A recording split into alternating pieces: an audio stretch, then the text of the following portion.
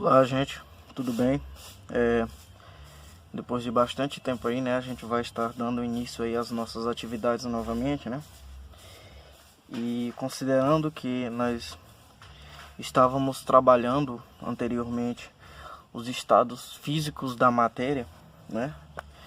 A gente agora vai estar trabalhando as misturas na natureza, certo?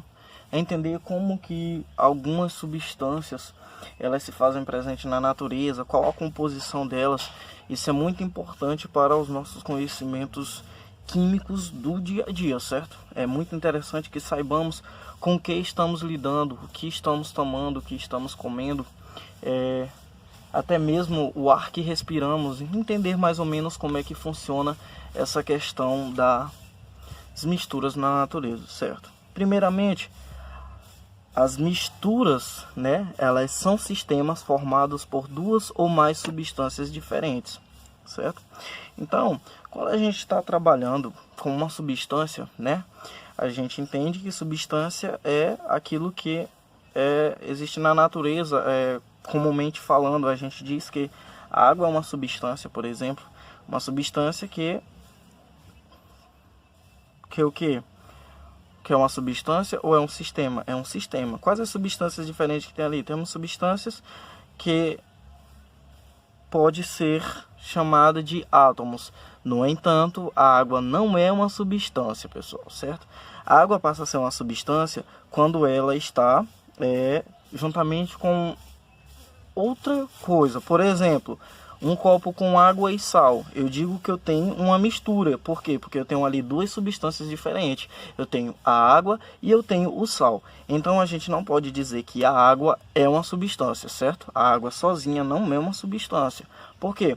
Porque eu tenho átomos diferentes de hidrogênio e de oxigênio. Eu não tenho substâncias diferentes, certo? Então, um exemplo de um copo de água com sal se trata de duas substâncias diferentes e se trata de uma mistura, tranquilo? Os nossos primeiros exemplos, a gente tem como exemplo a atmosfera.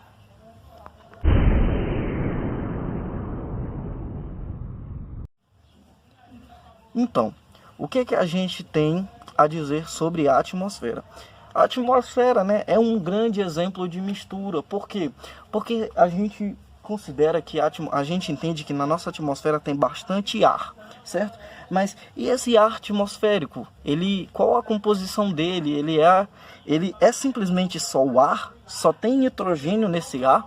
Ou como é? Então, a gente entende que o ar atmosférico, o ar da nossa atmosfera, ele tem 78% de nitrogênio na sua camada atmosférica, 21% de oxigênio também na sua camada atmosférica, e os outros 1% são dióxido de carbono, argônio, vapor de água e outros gases, certo? Então, em suma, a gente compreende que os dois tipos de ar, de gases que se fazem presente na atmosfera mais importantes é o nitrogênio, totalizando 78% da quantidade de ar da atmosfera, e o oxigênio, que totaliza 21% de ar da atmosfera, certo? Como segundo exemplo, a gente tem a água do mar.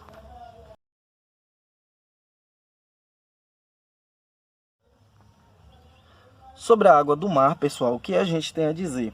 A gente tem a dizer que a água do mar, a gente compreende bem que a água do mar ela é uma água salgada. Isso é uma informação que todos nós devemos saber. Então, a água do mar, ela tem lá vários sais, né, na sua composição, certo? Esses sais, eles fornecem ali essa capacidade da água do mar ser um tipo de mistura, porque a gente tem lá a presença não só de um sal, cloreto de sódio, a gente tem vários outros sais, certo?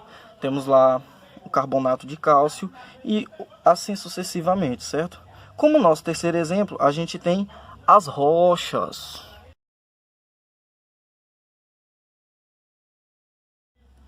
Então, o que temos a dizer sobre as rochas? As rochas, elas são geralmente um acumulado de, comumente, como nós chamamos de pedras, certo? Mas a maneira correta de falar geograficamente falando, né, certo? A gente chama de rochas. tranquilo?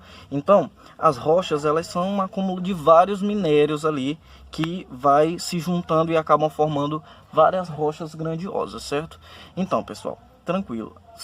Quando a gente trabalha com esses 3 exemplos aqui, atmosfera, água do mar e as rochas, a gente tem o que? A gente tem 3 exemplos de misturas. No entanto, se a gente for observar, o atmosférico, a gente não consegue enxergar ele, mesmo sabendo que na sua composição eu tenho nitrogênio, o oxigênio e outros gases, mas a gente não consegue enxergar e não consegue diferenciar a quantidade de gases que se fazem ali presente. A mesma coisa, a gente também não consegue enxergar os componentes que estão ali dentro da água do mar, e a mesma coisa é com as rochas, certo? Então vamos lá.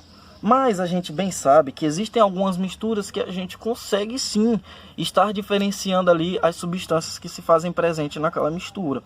Por isso então que a química, ela dividiu as misturas em 2 tipos: a mistura homogênea e a mistura heterogênea, certo? Vamos entender do que se trata esses 2 tipos de misturas.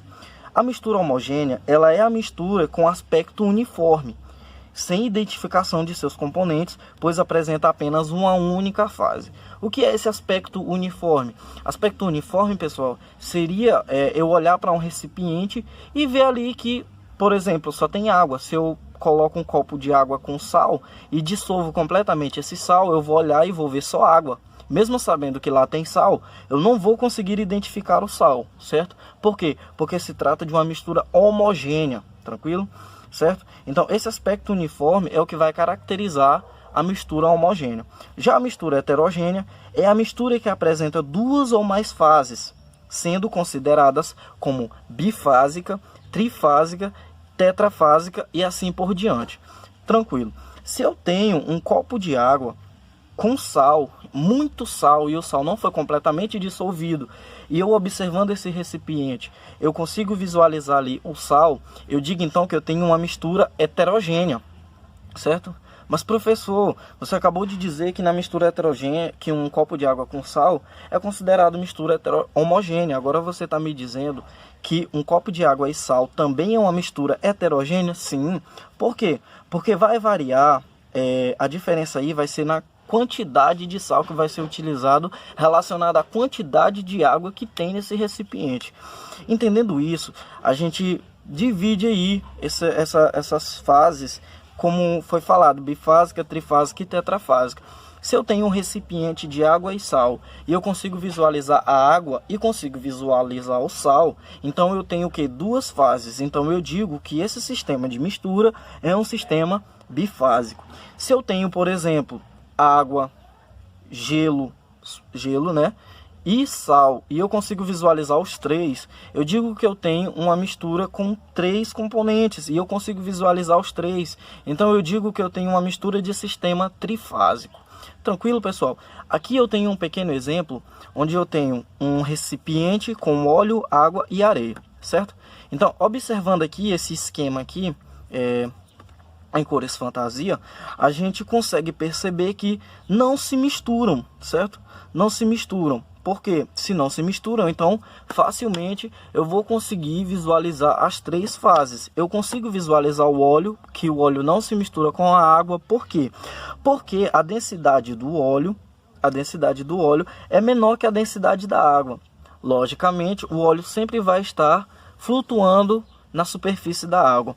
E no nosso segundo caso, a gente tem a areia, que tem a sua densidade maior que a densidade da água. Se a densidade da areia é maior que a densidade da água, logicamente ela vai descer para o fundo do recipiente e ficar lá paradinha. Então o que acontece? Eu consigo visualizar o óleo acima da água por ter uma densidade menor que a densidade da água, e consigo visualizar a água no centro e também consigo visualizar a areia no fundo do recipiente por ter uma densidade maior que a densidade da água.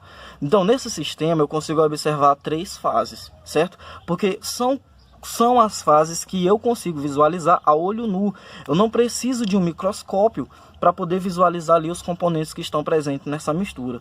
Partindo desse conceito, eu digo que tem 3 fases e digo então que é um sistema trifásico. Certo, pessoal? É importante a gente saber desses conceitos de mistura, porque assim a gente compreende melhor como que funciona, né, as composições do nosso planeta, da natureza, do nosso dia a dia, o meio em que vivemos. Então, pessoal, eu espero que vocês tenham gostado da aula. Por hoje é só. Qualquer dúvida, vocês podem estar deixando os comentários no vídeo dentro da plataforma. E até a próxima aula.